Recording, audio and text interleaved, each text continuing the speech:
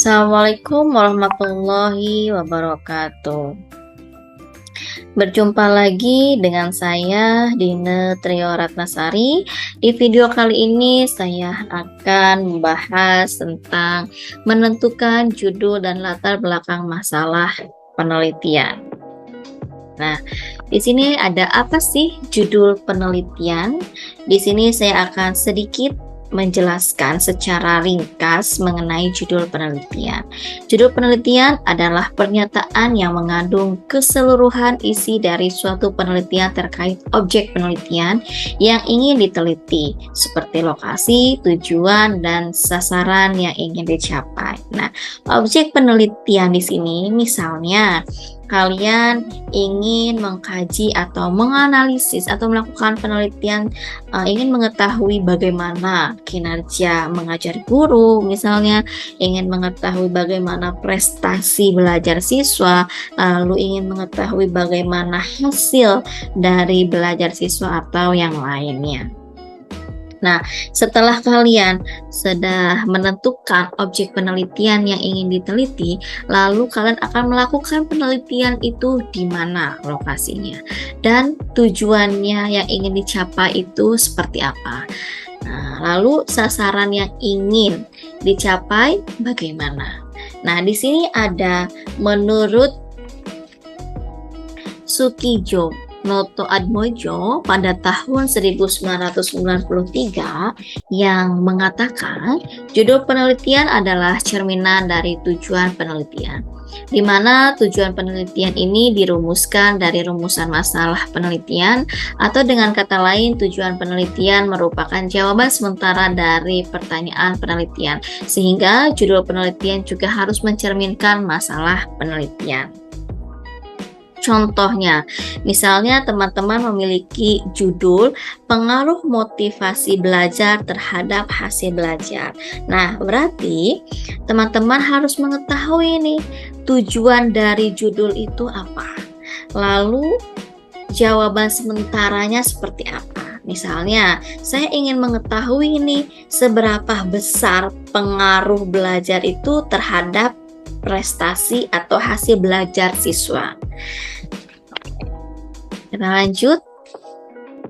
Judul penelitian itu memiliki beberapa unsur yang perlu kita ketahui. Nah, yang pertama itu ada sifat dan jenis penelitian. Nah, untuk jenis penelitian ini ada banyak sekali. Yang pertama ada penelitian kualitatif, ada penelitian kuantitatif, ada penelitian R&D, ada penelitian mixed method. Nah, silahkan teman-teman lebih memahami jenis penelitian yang mana. Silahkan disesuaikan dengan kemampuan teman-teman. Lalu di sini ada objek penelitian. Objek penelitian ini, misalnya teman-teman memiliki judul pengaruh kedisiplinan terhadap hasil belajar. Nah, berarti objeknya kalian sudah mengetahui, tinggal subjeknya. Subjeknya ini siapa yang akan diteliti? Misalnya siswa sekolah dasar di kelas 4 atau di kelas rendah, ada kelas 1, 2, dan 3. Kelas tinggi ada di kelas 4, 5, dan 6. Lokasi atau daerah penelitiannya. Kalian akan melakukan penelitian lokasinya di mana? Misalnya di SDN 1 Kadu Agung Timur.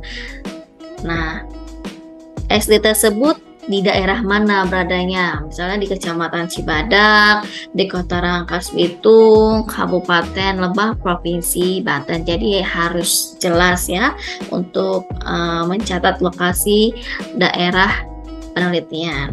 Lalu di sini ada tahun atau waktu terjadinya peristiwa. Nah, kalian akan melakukan riset itu di tahun berapa? Di sini ada cara menentukan judul penelitian. Yang pertama, harus disesuaikan dengan minat teman-teman. Nah, kalau di PGSD ini sudah jelas, berarti kalian harus melakukan riset di sekolah dasar.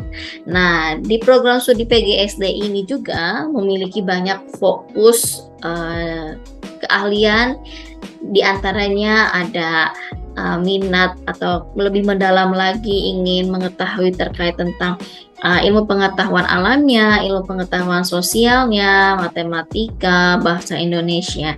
Jadi silahkan minat teman-teman itu di mana? Di matematika, di IPA, di IPS, di bahasa Indonesia. Silahkan disesuaikan dengan minat teman-teman.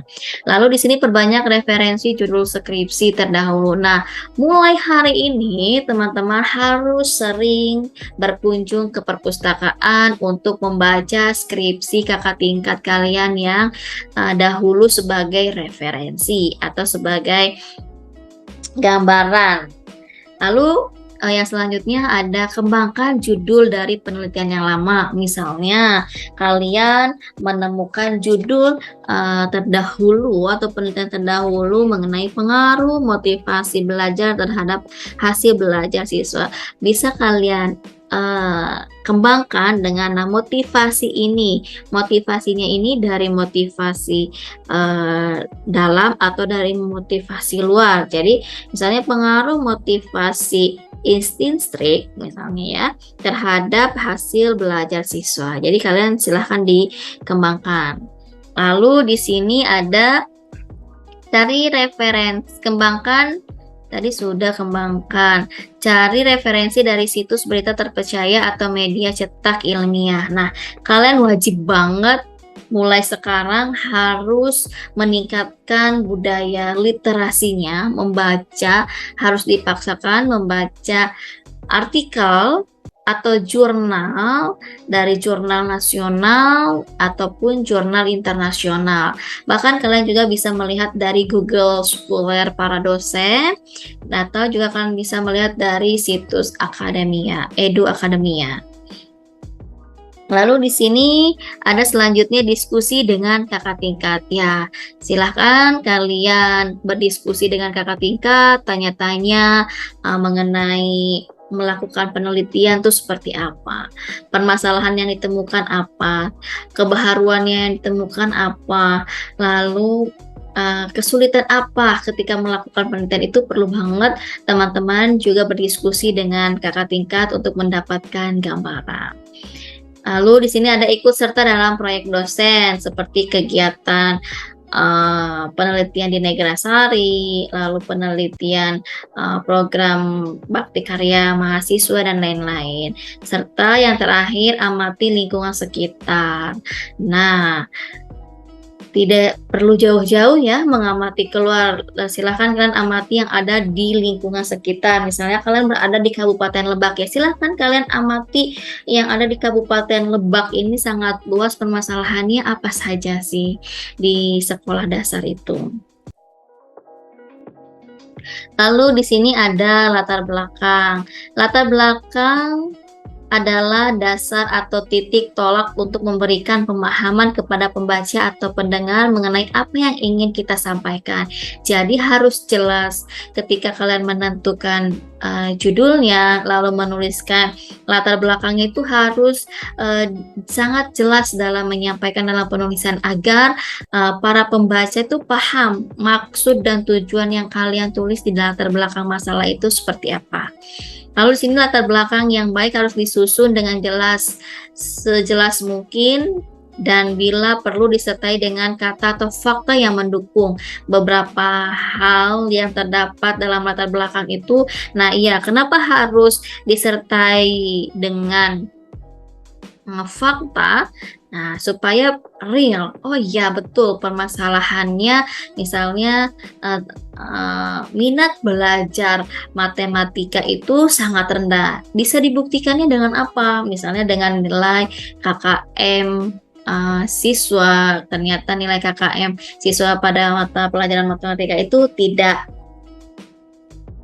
sesuai. Nah, itu bisa kita dilampirkan pada latar belakang masalah, bisa kita jabarkan pada latar belakang masalah.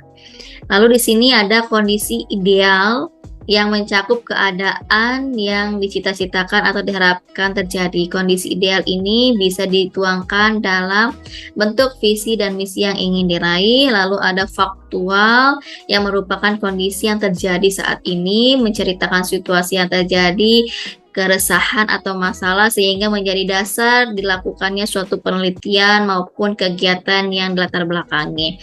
Solusi merupakan saran singkat atau penawaran penyelesaian terhadap masalah yang dialami sebelum melangkah lebih lanjut ke pokok bahasa. Nah, jadi di latar belakang ini, dari latar belakang yang luas itu harus mengerucut kepada permasalahan yang lebih spesifik.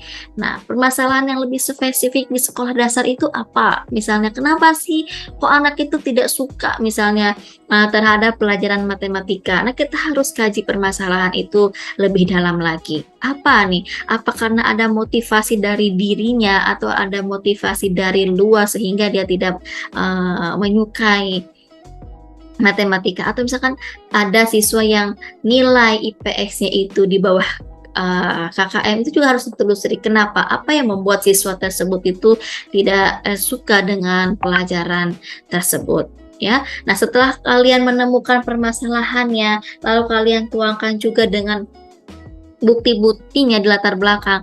Nah, kalian juga bisa memberikan tawarannya, solusi yang akan kalian berikan tuh seperti apa.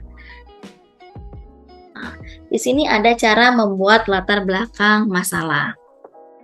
Nah, yang pertama, latar belakang masalah itu ditulis dengan kondisi ideal. Idealnya latar belakang masalah itu dibentuk dari visi dan misi yang diinginkan penulis atau peneliti. Tentu saja dari visi misi yang berbobot bisa menggetarkan calon pembaca. Anda bisa menuliskan di bagian latar belakang dengan menuliskan tujuan dan hal yang ingin disampaikan oleh penulis. Nah, jadi langkah awal itu tadi yang sudah saya sampaikan, bahwasannya dari permasalahan yang luas lalu menjadi permasalahan yang lebih spesifik, mengerucut. Nah, sehingga tujuan dari penelitian itu tercapai. Nah, dan menarik untuk dibaca oleh para pembaca, atau nanti akan dibaca oleh adik tingkat itu menarik. Oh iya, penelitian yang dilakukan oleh Kak Anu sangat menarik nih, membacanya enak seperti saya membaca itu terperinci sekali dari latar belakang yang luas menjadi mengerucut gitu ya. Jadi memang harus dituliskan dengan kondisi idealnya di lapangan tuh seperti apa.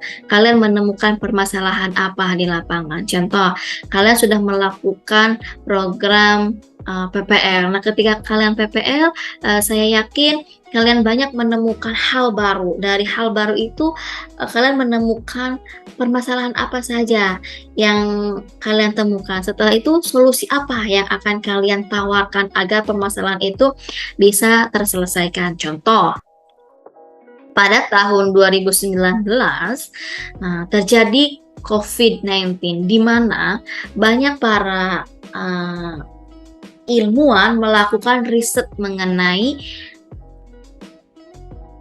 COVID-19 ini, karena dampak COVID ini tidak hanya pada dunia pendidikan saja, dunia perekonomian pun terkena dampaknya. Nah, makanya banyak para ilmuwan melakukan riset tentang COVID-19 pada tahun 2019. Jadi memang harus disesuaikan dengan kejadian atau permasalahan yang kita temukan di lapangan. Jadi tidak mengada-ngada, ya, permasalahan itu tidak diada-adakan, ya, tapi memang secara real kalian melihatnya.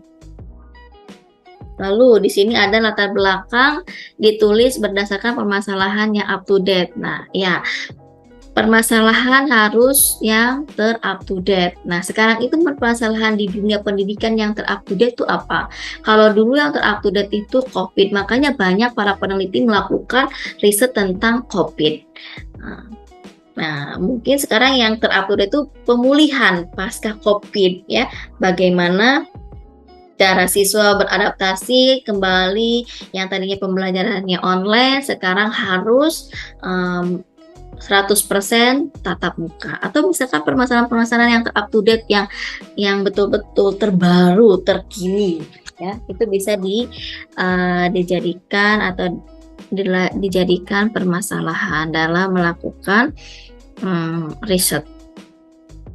Lalu yang kedua, setelah menemukan akar permasalahan dan sumber masalahnya, langkah selanjutnya adalah mencari solusi. Setelah teman-teman menemukan masalah yang ditemukan, solusi yang akan ditawarkan seperti apa? Lalu yang terakhir ada sebagian yang meluaskan latar belakang dengan melakukan perbandingan dengan penelitian atau tema yang pernah diangkat sebelumnya. Ya, misalnya penelitian terdahulu melakukan penelitian tentang pengaruh motivasi belajar terhadap hasil belajar siswa. Nah, coba kalian bandingkan dengan penelitian yang akan kalian lakukan. Oh, ternyata penelitian terdahulu itu pengaruhnya hanya 5% misalnya atau 10%. Coba kalian lakukan riset lagi, seberapa besar pengaruhnya. Oh, ternyata pengaruhnya meningkat menjadi 50% atau sampai 100%. Nah, itu yang dapat saya sampaikan. Semoga bermanfaat untuk teman-teman. Mulai dari sekarang harus terbuka lagi mindset-nya untuk ingin membaca, ya, karena dengan membaca kita akan mengetahui banyak hal, ya. Silahkan berkunjung ke perpustakaan, silahkan mulai dari sekarang mencari artikel sebanyak-banyaknya. Nah, setelah kalian menemukan berbagai macam artikel, lalu kalian baca, ya. Setelah kalian baca, kalian analisis dan kalian kembangkan untuk kalian akan melakukan riset apa, ya. Tentunya dikaitkan dengan permasalahan yang ada di lapangan, ya. Tolong untuk kalian tidak mencantumkan permasalahan yang menjelekkan guru di sini, ya, karena guru itu sudah mengabdi secara lama di instansi tersebut, ya. Jadi cari permasalahan yang lain yang tidak kalian menjelek-jelekkan guru di dalam permasalahan kalian di dalam skripsi kalian. Misalnya guru terlalu monoton, guru selalu menggunakan metode ceramah. Nah, dengan menggunakan metode ceramah itu bukan berarti itu tidak baik, ya, karena memang dalam menyampaikan suatu materi itu kan memang harus via metode ceramah, gitu, ya. Jadi saya harapkan kalian dalam menjabarkan latar belakang masalah itu tidak mengada-ngada permasalahannya, ya, tapi memang permasalahan yang secara real yang kalian temukan di lapangan dan yang tidak menjelek-jelekan guru di sekolah tersebut. Oke, semoga video ini bermanfaat. Saya akhiri, wabillahi taufiq wal hidayah. Wassalamualaikum warahmatullahi wabarakatuh.